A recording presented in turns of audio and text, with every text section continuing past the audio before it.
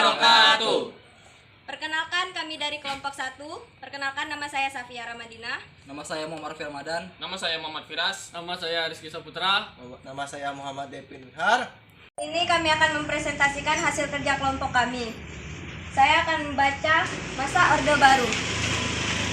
Orde Baru atau Orba adalah sebutan bagi masa pemerintahan Presiden Soeharto di Indonesia.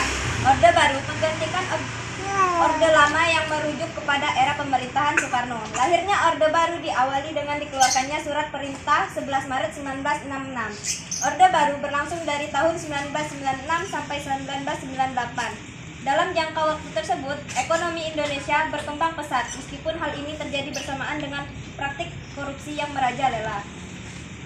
Dalam Orde Baru ada masa Tritura. Tritura merupakan singkatan dari 3 turutan rakyat.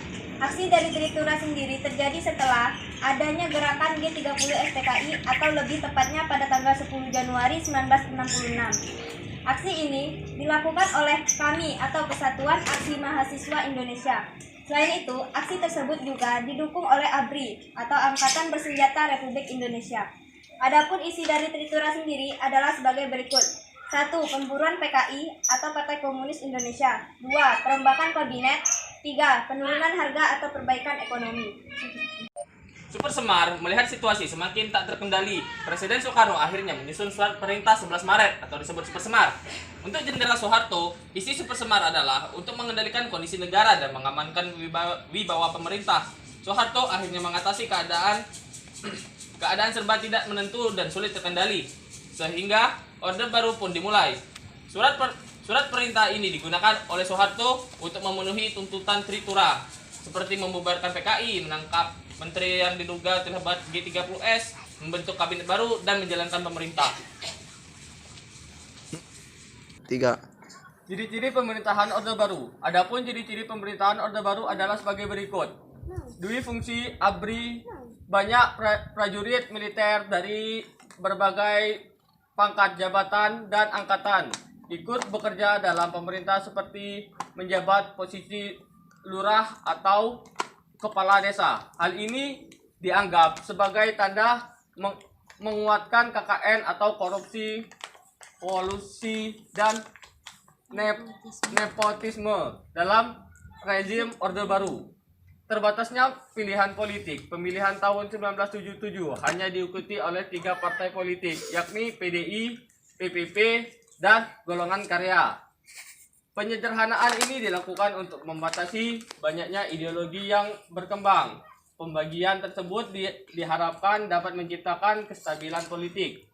Sayangnya, menyederhanakan pilihan politik justru menguatkan golongan karya. Kejadian ini dapat dimungkinkan karena Soeharto membuat kebajikan yang mendukung kemenangan golongan karya, seperti peraturan monoyalitas PNS. Pembangunan yang masif. Pemerintahan Orde Baru mempunyai tekad untuk menempatkan pembangunan infrastruktur fisik dan non-fisik sebagai prioritas. Hal ini sebagai respon atas kekacauan ekonomi yang terjadi pasca 1965. Selain itu, pemerintah juga membuka penanaman modal asing dan dalam negeri untuk masuk serta membuka usaha di Indonesia.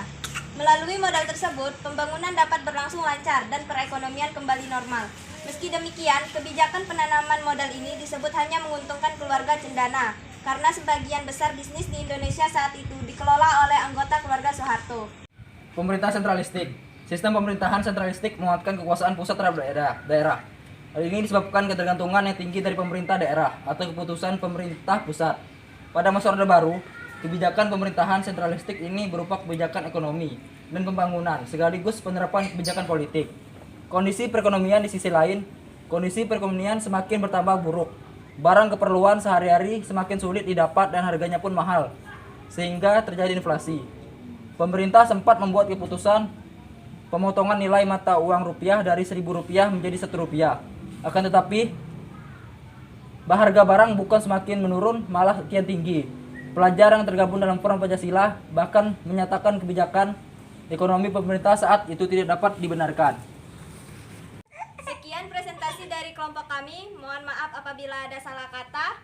Kami ucapkan wabillahi taufik walhidayah. Wassalamualaikum warahmatullahi wabarakatuh.